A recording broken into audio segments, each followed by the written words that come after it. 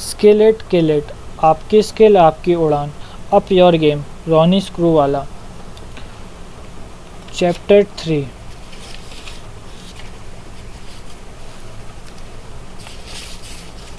बड़ा सोचने के लिए बड़ा होना ज़रूरी नहीं। बड़ा नहीं सोचने के लिए दर्जनों बहाने होते हैं। सभी बहानों को डस्टबिन में फेंक दीजिए। जैसा कि संजीव मेहता का कहना है, यह ताश के उन पत्तों की तरह नहीं है जो आपको दिए जाते हैं, बल्कि बात यह है कि आप उन पत्तों का करते क्या है। स्कूल में या ग्रेजुएशन में आपको बहुत अच्छे नंबर नहीं आए, कोई बात नहीं। मैं कॉलेज में फर्स्ट ईयर में फ़ेल हो गया था। मैं मजाक नहीं कर रहा हूँ। जब ऐसा हुआ तो सबसे पहले मुझे लगा कि मेरी ज़िंदगी अब ख़त्म हो गया। ख़त्म। हमेशा हमेशा के लिए मेरे रेज्यूमे में लाल इंक से लिखा हुआ यह पीछा करता रहेगा, जिससे दुनिया को यह पता चल जाएगा कि मैं इतना नकारा था कि कॉलेज में फर्स्ट ईयर में भी पास नहीं हो पाया। सबसे बुरा यह है कि मुझे लगता था कि मैं अपने माँ बाप की उम्मीदों पर खड़ा नहीं उतर पाऊँगा। उन्होंने सालों साल मेहनत करके पैसे बचाए थे ताकि मैं स्कूल जा सकूं। अब मुझे फ़िक्र हो रही थी कि मेरे कारण उनको निराशा होगी, शर्म महसूस होगी। फिर मैंने सांस भरी, शांत हुआ और डर के उन शुरुआती बादलों को खुद से परे किया। मैंने माँ बाप दुखी थे ये देखा, निराश से ये देखा, लेकिन मैंने उनकी दुख भरी प्रतिक्रिया को अपने आपको फोकस बनाए रखने का ईंधन बनाया। मैं जिन विषयों में फ़ेल हुआ था उनकी परीक्षा दोबारा दी और खूब अच्छे नंबरों से पास हुआ और इसी तरह आगे बढ़ता रहा। विनम्रता के साथ कहूँ तो यह मेरे लिए एक बहुत मजबूत सबक था।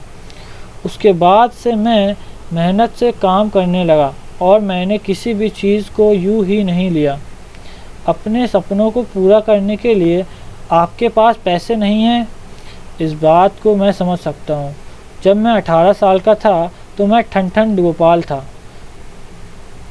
वैसे भी उसके पहले मेरे नाम पर कोई पैसे नहीं थे। मैं कंगाल ही था। मैंने अपने 2 दोस्तों के साथ मिलकर रॉक कंसर्ट आयोजित करने का फ़ैसला किया। जब उसका बिल आया तो हमें पता चला कि हम लोगों को 50,000 का नुकसान हुआ था। ज़िंदगी के उस दौर में वह रकम बहुत बड़ी थी। मुझे उस नुकसान से उबरने में करीब 1 साल का समय लग गया, लेकिन मैं उससे बाहर निकल आया। आज मुझे लगता है कि वह ज़िंदगी के आरंभिक दिनों में मुझे मिला बहुत बड़ा सबक था।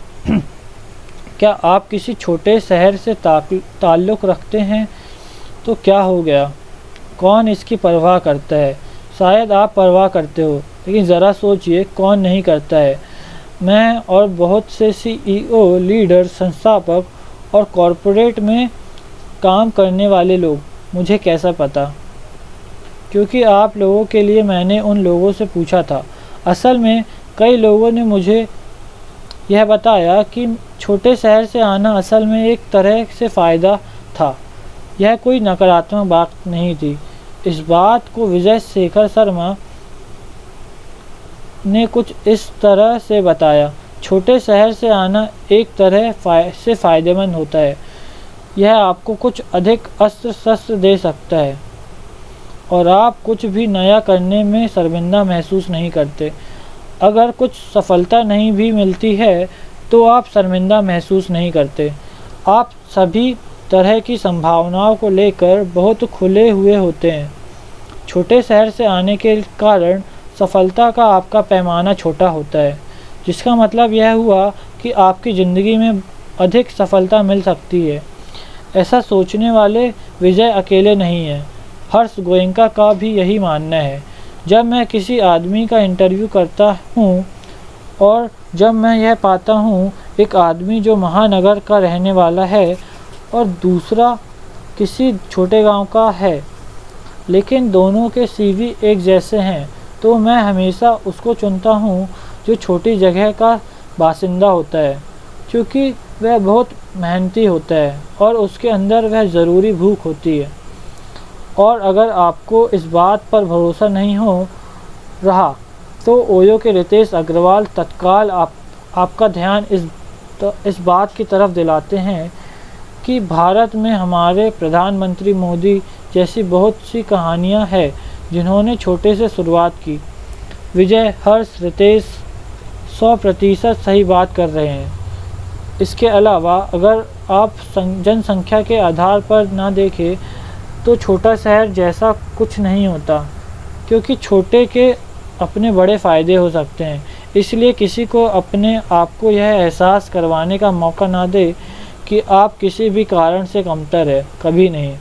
ओह, आपको चमक दमक वाले बड़े स्कूल में पढ़ने का मौका नहीं मिला, लेकिन अगर आप बेहतरी के लिए मुश्किलों को हल करना चाहते हैं तो आप स्कूल की पढ़ाई के लिए कहाँ गए यह उतना मायने नहीं रखता जितना कि आप सोचते हैं। यह बिल्कुल मायने नहीं रखता। मेरा पहला स्कूल मुंबई का डन इंस्टीट्यूट था। मुझे अपने स्कूल पर बहुत गर्व है, लेकिन उस स्कूल की ख्याति अंग्रेजी भाषा में दक्षता या किसी और कारण से भी नहीं थी। लगभग 95% बच्चे पब्लिक ट्रांसपोर्ट से स्कूल आते थे, जिनमें मैं भी शामिल था। बहुत बाद में जाकर मेरे बाप ने दक्षिण मुंबई के एक और स्कूल में मेरा एडमिशन करवाया और मुझे उस स्कूल पर भी गर्व है। लेकिन अचानक मैंने यह पाया कि स्कूल में 90% बच्चे कार से आते थे और मैं बस में बैठकर आता था। लेकिन इससे मेरा अपना मनोबल मैंने गिरने नहीं दिया। मेरे नए स्कूल में मेरे सहपाठियों के पास पॉकेट मनी होता था, जबकि मेरे पास नहीं होता था। वे इतने अच्छे थे कि मेरे खाने पीने के भी पैसे दे दिया करते थे और उनकी इस दरिया दिली के बदले मैं अपने दोस्तों के लिए घर का बना हुआ स्वादिष्ट पारसी खाना लेकर आता, जो उन लोगों को बहुत पसंद आता था। सफलता भूगोल के ऊपर ध्यान नहीं देती। सफलता इस बात पर ध्यान देती है कि आप मुश्किलों को हल करना जानते हैं या नहीं। जो अपनी टीम के लिए मेहनत से काम करता हो और गुणवत्ता पैदा करता हो। जब मैंने किरण मजूमदार से बातचीत की तो उन्होंने बहुत साफ कहा कि सबसे अधिक मायने क्या रखता है। अगर कोई सवाल होता है या किसी समस्या को हल करने की बात होती है तो मैं यह देखती हूँ कि उसको सुलझाने को लेकर उसकी सोच कितनी स्पष्ट है। मेरे लिए यह बात बहुत मायने रखती है। मैं इस आधार पर भेदभाव नहीं करती कि कौन कहाँ का रहने वाला है। किरण के इस विचार से ढेर सारे लोग सहमत हैं या वैसा ही विचार रखते हैं। यह बात मायने नहीं रखती कि आपने शुरुआत कहाँ से की, मायने यह रखती है कि आपने अंत कहाँ किया। इसलिए अब समय आ गया है कि अपने भय से बाहर निकलना सीखिए। अगर आप छोटा सीखते हैं तो आप छोटे रह जाएंगे। अगर आप बड़ा सोचेंगे तो बड़ा बनेंगे। फिक्र छोड़कर उसे ऊंचे से ऊंचा लक्ष्य बनाइए। मैंने वो ज़िंदगी जी है। एक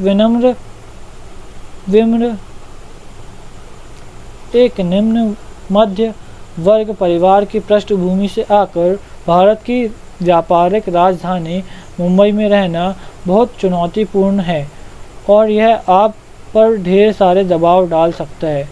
क्या उसने मुझे शुरू से भयभीत किया? हाँ, ज़रूर किया, लेकिन मैंने उसे अपने आत्मविश्वास पर हावी नहीं होने दिया, बल्कि अपना स्वाभिमान निर्मित करने की मेरी इच्छा और मेरी स्वीकारोक्ति उससे और भी मजबूत होती गई। अपने डर का सामना करे और उसको मिटा दे। बड़ा कैसे सोचे, इसको सीखने का पहला कदम यह है कि अपने भय का सामना कीजिए। हम सब के अंदर कोई ना कोई डर होता है। उदाहरण के लिए बहुत से लोगों को इस बात का डर होता है कि उनके कारण उनके माँ बाप को निराशा होगी। अनेक लोगों को इसका डर रहता है कि वे अपने सहपाठियों की तुलना में कम हासिल कर पाएंगे। चाहे जो भी स्रोत हो, सब लोगों में यह डर काम आता है और आम रहता है कि कहीं असफल ना हो जाए और दूसरों की नज़रों में गिर ना जाए। लेकिन यह एक घिसा पिटा आइडिया है। जब ऐसा होता है तो तनाव और दबाव ईंटों की दीवार की तरह खड़ी हो जाती है, जो हमें हमारी सबसे बड़ी तमन्ना से अलग कर देती है। आपको यह समझने की ज़रूरत है कि सबसे पहले डर आता है, फिर असफलता, और फिर यह है कि असफलता के बाद किसी तरह का डर नहीं रह जाता। इसलिए अगर आप असफलता के डर के कारण किनारे बैठे रहेंगे तो आप ज़िंदगी में फंस जाएंगे। बेहतर यह होता है कि हम सब असफल होते हैं, लेकिन उसको अपने से परे खिसकाए और डर को पिघल जाने दे और अपने निजी ख्वाहिशों के लिए रास्ता बनाए। साफ बात है, ज़िंदगी में आपकी ख्वाहिशें होती है, लक्ष्य होता है, चाहे आप उनको पूरा करें या ना करें। सबसे बड़ी त्रासदी यह होती है कि सब तरह के दबावों और तनाव के कारण इंसान की अपनी तमन्ना दफन होकर रह जाती है। मेरे बड़े भाई ने पहले ही CA में परीक्षा उत्तीर्ण कर ली। मैं कई सालों से कोशिश कर रही थी, लेकिन मैं फंसी हुई थी। अगर मैं CA नहीं बन पाई तो क्या होगा? मैं ये सोचकर काफ़ी डरी हुई थी। अगर मैं CA नहीं बन पाई तो मेरा क्या होगा?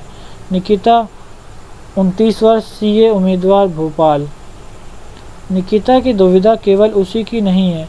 मुझे यकीन है कि आप में से बहुत लोगों को अपनी ज़िंदगी में इसी तरह का डर महसूस हुआ होगा। उसके लिए मैं कहना चाहूँगा कि निकिता में कॉलेज में सेकेंड ईयर में फ़ेल हो गया था।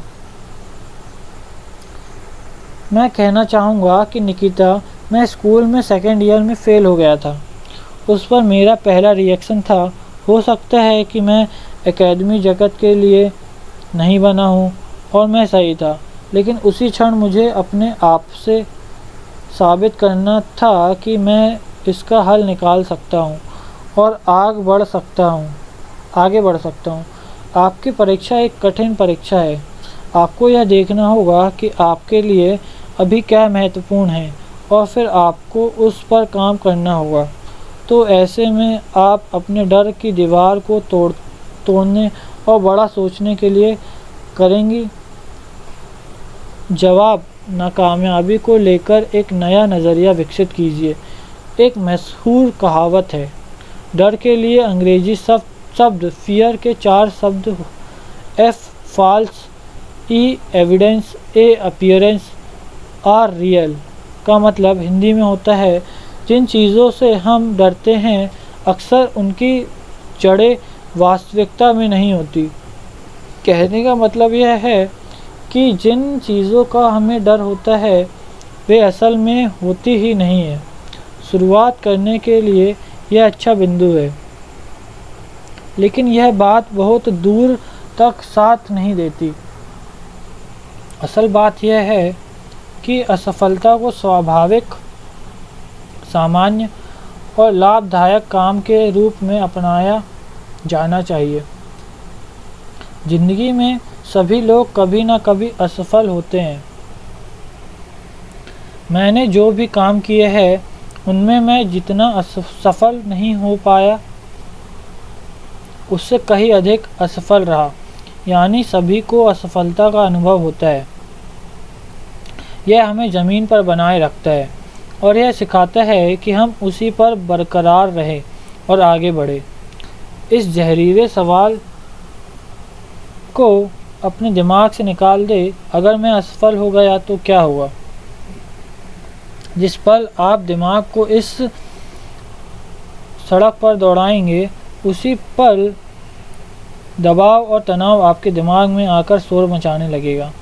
इसलिए इस सवाल को नए सिरे से इस तरह बनाइए, अगर मैंने कोशिश की तो क्या होगा। यह ध्यान दीजिए कि मैंने यह नहीं कहा कि अगर मैं सफल हो गया तो क्या होगा। यह जानने का कोई जरिया नहीं है कि क्या होगा, लेकिन इससे कोई फ़र्क नहीं पड़ता। कोशिश करने से कुछ ना कुछ लाभ होगा ही। अब कुछ सीखेंगे, आप कुछ सीखेंगे। निकिता ने काफ़ी कोशिश की। हो सकता है कि वो अगले इम्तिहान में पास हो जाए या तय करे कि उनका मुकाम कुछ और है। ये भी हो सकता है कि वो अपने भाई के साथ अपनी तुलना करना बंद कर दे। तो क्या वह नाकामयाब हो गई? बिल्कुल नहीं। क्या ये धक्का उन्हें जीवन के मजबूत सबक देगा और उन्हें ज़्यादा साफ नज़रिया देगा कि उन्हें वास्तव में क्या चाहिए? बिल्कुल। वह सीखेगी और नया दृष्टिकोण हासिल करेगी। वह परिपक्वता की तरफ बढ़ेगी। मुद्दे की बात यह है कि डर बड़ी सोच का बड़ा दुश्मन है। इसका सामना कीजिए और उसे नेस्तनाबूद कर दीजिए। ऊंचे लक्ष्य के बारे में सोचना आपका हक है। जब हम नौजवान होते हैं और अपने करियर की शुरुआत कर रहे होते हैं तो कई बार हमारे अंदर इतना आत्मविश्वास नहीं होता या हमें अपनी औकात की समझ नहीं होती जो बड़ा सोचने के लिए ज़रूरी होता है। जब कोई आदमी यह कहता है कि उसके सामने कोई बड़ा लक्ष्य नहीं है तो इसका कारण अक्सर यह होता है कि उनको इसका एहसास ही नहीं होता कि उनके अंदर कुछ बड़ा सोचने या बड़े लक्ष्य निर्धारित करने की कुव्वत भी है। हो सकता है कि जब वह स्कूल में रहे हो तो बच्चे उनका मजाक उड़ाते रहे हो। यह बहुत सारे बच्चों के साथ होता है। हो सकता है उसके माँ बाप ने या टीचर ने उनके साथ रूखा बर्ताव किया हो, या हो सकता है कि उन लोगों की परवरिश ऐसे परिवार में हुई हो जिसमें उनको अपनी ज़रूरतों के ऊपर परिवार के दूसरे लोगों की ज़रूरतों को रखना पड़ा होगा। इसलिए उनको अपनी ख्वाहिशों और इच्छाओं के बारे में सोचना स्वार्थी लगता हो। जब आप IIM, MDI और FMS से आते हैं तभी नियोक्ता आपके रिज्यूमे पर गौर करते हैं। क्या सरकारी स्कूल या किसी छोटे प्राइवेट कॉलेज से पढ़कर आने वाले को चांद पाने जैसा सपना देखने का वास्तविक अधिकार है? उम्र 24 वर्ष, सेल्स प्रतिनिधि, ग्रेटर नोएडा। उम्र की चिंता का जवाब आसान है। सभी को बड़ा सोचने का अधिकार है। आप अपने आप को कमतर न समझें। अपने आप को बड़ा सोचने का हौसला दें। अपने लक्ष्य का आकार प्रकार आप लक्ष्य तय करें। समय के साथ उनमें बदलाव आता है। शादी और बच्चे, घर खरीदना, शिक्षा का लक्ष्य, आर्थिक निवेश, बिजनेस की शुरुआत, कोई नया कौशल या हॉबी सीखना, राजनीतिक ख्वाहिश, नौकरी में प्रमोशन, स्वास्थ्य और फिटनेस, आध्यात्मिक या दान पुण्य के लक्ष्य, और अब लाइफ लॉन्ग लर्निंग, नई चीज़ खोजने के लिए दुनिया भर की संभावनाएं हैं। आगे बढ़कर नेतृत्व कीजिए। इस बात से इनकार नहीं किया जा सकता कि हमारा लालन पालन जिस तरह से होता है उसी तरह से हम अपनी ज़िंदगी और काम को देखने लगते हैं। हम बड़े होने पर अपने बचपन के जादू को तो ले ही जाते हैं, जो खरासे और परेशानियां उस दौरान होती है वे भी हमारे साथ चलती है। ज़्यादातर माता पिता प्रेम, सहयोग और मार्गदर्शन के माध्यम से अपने बच्चों को पालने की पूरी कोशिश करते हैं। दुख की बात यह है कि हम में से कुछ पीड़ा, उपेक्षा या उससे भी कुछ बुरा अनुभव करते हैं। लेकिन आपकी पृष्ठभूमि चाहे जो भी हो, इस बात को जान लीजिए, अतीत भविष्य को प्रभावित ज़रूर कर सकता है लेकिन वह उसको तय नहीं कर सकता। इसका मतलब यह हुआ कि अतीत के अनुभव जैसे भी रहे हो। नकारात्मक और सकारात्मक किसी बड़े आदमी की उपलब्धियां उसके उस समय के काम से ही निर्धारित होती है। 6 महीना पहले मैं जोधपुर से मुंबई आई। मुझे काम करना था, लेकिन मेरे माता पिता चाहते थे कि मैं अपने हर काम के बारे में बताऊं, जैसे कि मैं कब काम पर जाती हूं, कब मैं घर लौटती हूं, या ये भी कि शाम होने पर मैं ट्रैवल ना करूं। इस नए शहर की चुनौतियों और माँ बाप को हर अपडेट देते हुए रहने के बीच मैं समझ नहीं पा रही हूँ कि मैं अपने कामकाज में क्या कर रही हूँ। प्रिया, 25 वर्ष, जूनियर एनालिस्ट, मुंबई। किसी नए माहौल में बहुत खुश महसूस करना, जैसे प्रिया ने किया, बहुत सामान्य बात है, लेकिन यह ज़रूरी है कि जितनी जल्दी हो सके आप अपने जीवन को अपने वश में कर लें। नहीं तो आपको माँ बाप से काम करवाने की ऐसी आदत पड़ जाएगी कि आप अपने आप कुछ करने या सोचने की क्षमता को खो देंगे। इससे भी बुरी बात यह है कि आपको असल में फ़ैसले ना लेने में मज़ा आने लगेगा। इसको आसान लफ्ज़ों में यूँ समझिए कि आप अपनी जिम्मेदारियों और फैसले लेने के काम को आउटसोर्स कर रहे हैं। इसलिए जब समय इससे मुक्त होकर अपने पैरों पर खड़े होने का आएगा तो आप तनाव महसूस करेंगे, अकेला, अपने आप में खोया हुआ।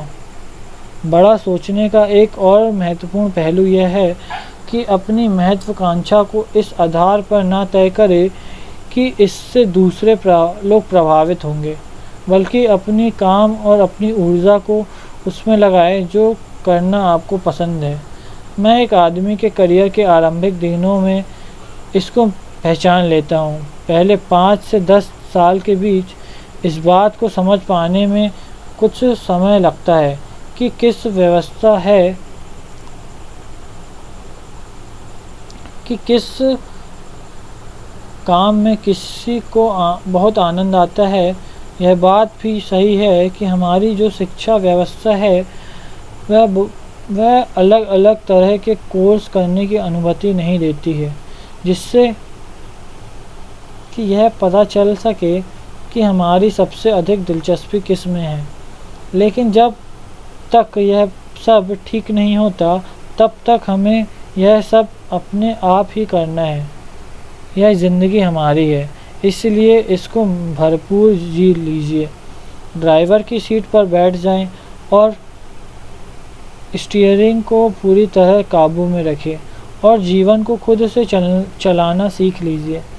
जितनी जल्दी आप ये कर लेंगे उतनी जल्दी आपका सफ़र शुरू होगा और आप अपनी चुनी हुई मंजिल पर पहुंच जाएंगे। कंफर्ट जोन से बाहर निकलिए, नहीं तो बड़ा नहीं सोच पाएंगे। अगर आप सुविधाजनक स्थिति में हैं तो आप अपने लक्ष्यों को नहीं छू पाएंगे। ऊपर की पंक्ति को दोबारा पढ़िए और उसके बाद अपने आप से इसे कहिए हर रोज़। अगर आप सुविधाजनक स्थिति में हैं तो आप अपने लक्ष्यों को नहीं छू पाएंगे।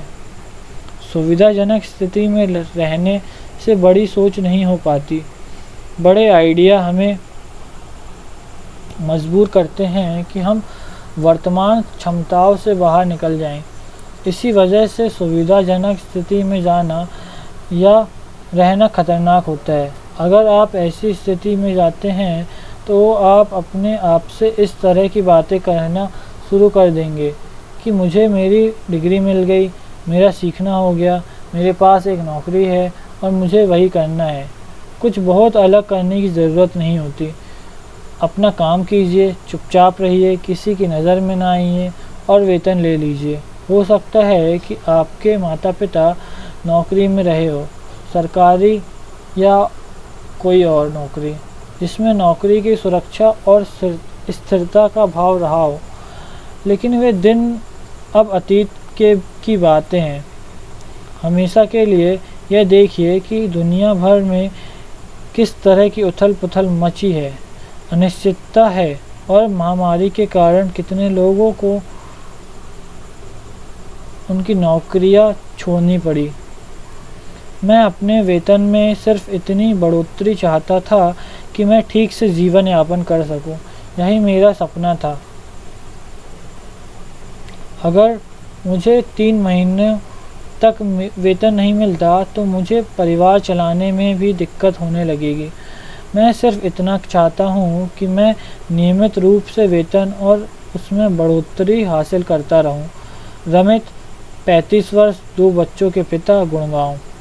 रमित की चिंता जायज़ है, लेकिन क्या उनकी योजना चाक चौबंद है? मुझे ऐसा नहीं लगता, क्योंकि दुनिया भर में जिस तेज़ी से बदलाव हो रहे हैं उसमें अपने भविष्य को सुरक्षित बनाए रखने के लिए लाइफ लॉन्ग लर्निंग बहुत ज़रूरी है। पहली बात तो ये स्वीकार कीजिए कि 5 साल पहले आपने जो भी अध्ययन किया या सीखा वह पहले ही कम प्रासंगिक होता हुआ लग रहा है। यह बात समझिए कि नौकरी करते हुए सीखते रहना ही काफ़ी नहीं है, क्योंकि हद आप वहाँ से ये सीखेंगे कि उन्हीं चीज़ों को कैसे बेहतर किया जाए। लेकिन दुनिया ऐसे लोगों की तलाश में नहीं है जो क्रमिक रूप से चीज़ों को बेहतर करते हो। यह तत्काल देखने की ज़रूरत नहीं है कि आपका करियर किधर जा रहा है, बल्कि इसे देखिए कि भविष्य के करियर क्या क्या हो सकते हैं।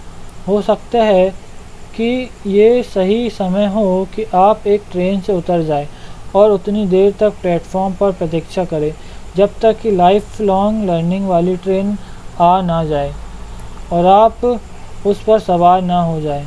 इसके कारण लगातार नए विकास, रचनात्मकता और नए कौशल के विकास का दौर शुरू होता है, जो आपको लगातार और हर साल में उपयोगी बनाए रखता है।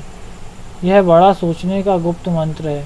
शायद आप सोच रहे हो, अगर मैं अपने लक्ष्य की दिशा में भागता रहा और वहां नहीं पहुंच पाया तो क्या होगा?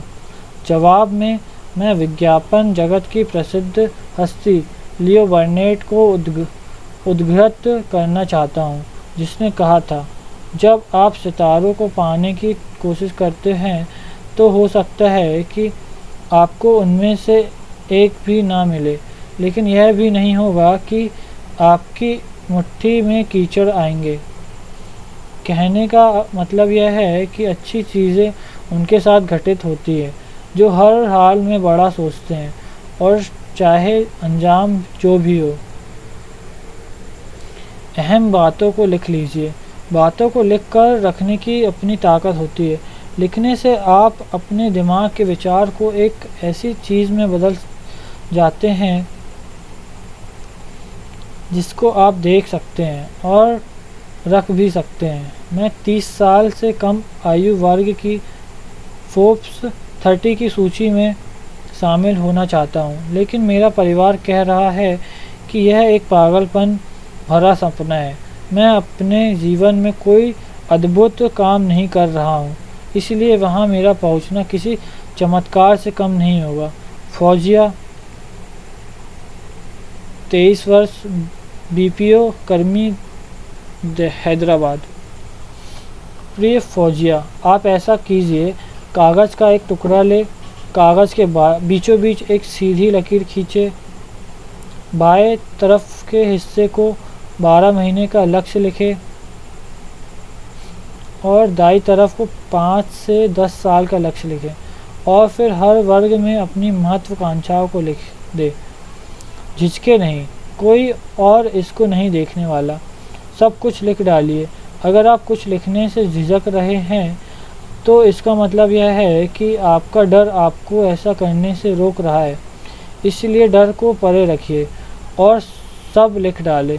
इसके बाद यह तय करें कि हर सप्ताह कम से कम 2 चीज़ों को लिखना है जिससे आप अपनी अल्पकालीन या दीर्घकालीन महत्वाकांक्षा को हासिल करने से करीब पहुंच सके।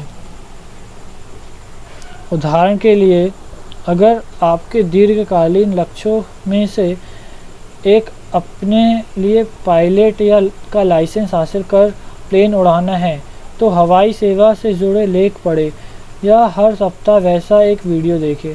हो सकता है कि आपका लक्ष्य हवाई जहाज़ उड़ाना ना हो, आपका लक्ष्य स्टॉक में निवेश करना हो, नई भाषा सीखना हो, नया कारोबार शुरू करना हो, नया घर खरीदना हो। कोई फ़र्क नहीं पड़ता, आपका कुछ भी हासिल करना लक्ष्य हो। आप हर सप्ताह 2 चीज़ें कर सकती हैं या रोज़ाना भी, ताकि नतीजा जल्दी हासिल हो, ताकि आप अपनी महत्वाकांक्षाओं को तय कर सकें। हर इतवार को अपनी सूची को देखें ताकि आपका ध्यान उसके ऊपर फिर से बना रहे। उसके बाद बड़ी सोच की ऊर्जा के साथ अपने लक्ष्य की प्राप्ति के लिए दिन रात एक कर दिए। मैं नहीं चाहता कि आप चीज़ों को लिखकर रखने की प्रैक्टिस को रोकें। एक ही समय 2 बातों के लिए प्रतिबद्धता, उसकी समीक्षा करना और फिर उसे लिखकर रखना, यह सबसे महत्वपूर्ण नोट्स में से एक है जिसे आप अपने करियर में आगे बढ़ते हुए देखना चाहोगे। जब आप लिखने लगते हैं तो बहुत सारी चीज़ें प्राथमिकता बन जाती है। अगर आप नोट्स और रिपोर्ट कार्ड रख सके जिसे आप साल भर बाद पढ़ सके, तो यह आपके करियर के मापने का भी एक तरीका हो जाएगा। 5 मूल बातें। शुरू में ही अपने डर का सामना करें और उसको चकनाचूर कर दें।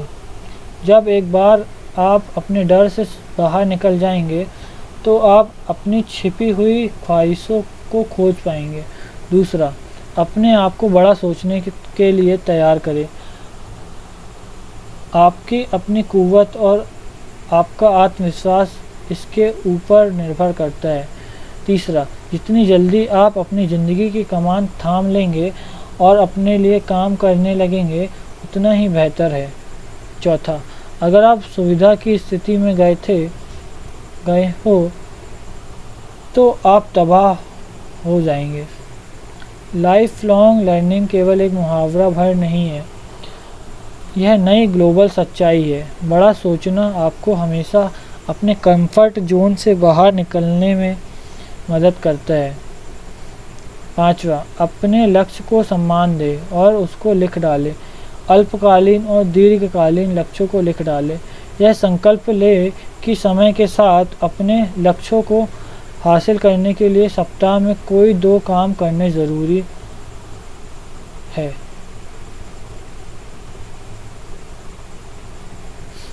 Call to action. पहला, हम लोगों में से बहुत सारे लोग किसी और जैसा बनने के लिए पागल रहते हैं और हम अपने आप को हर आदमी के सामने रखकर देखते हैं, उसके जैसा होना चाहते हैं। इस बात को समझे बिना कि जो आप देखते हैं वह कभी नहीं होता। जो आप अनुभव करते हैं तो उस आदमी के और भी कई रूप हो सकते हैं। मैंने जब भी किसी और की तरह बनने की कोशिश की या उसके साथ होड़ लगाने की कोशिश की या उससे बेहतर करने की कोशिश की, तो मैं असफल ही रहा। कुछ तो इस वजह से कि आप उस समय आगे देखने के बजाय अपने कंधे के ऊपर देखने में बहुत व्यस्त थे, और उस वजह से कि असली सफलता वह होती है कि मैं अपने आप को अपने अतीत के सामने रख कर देखूं और अपने आप को बेहतर बताना चाहूं, अपने आप को बेहतर बनाना चाहूं।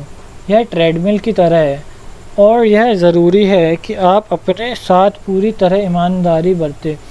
अगर आप ऐसा करते हैं तो आप अपनी तरक्की को पक्का कर लेते हैं।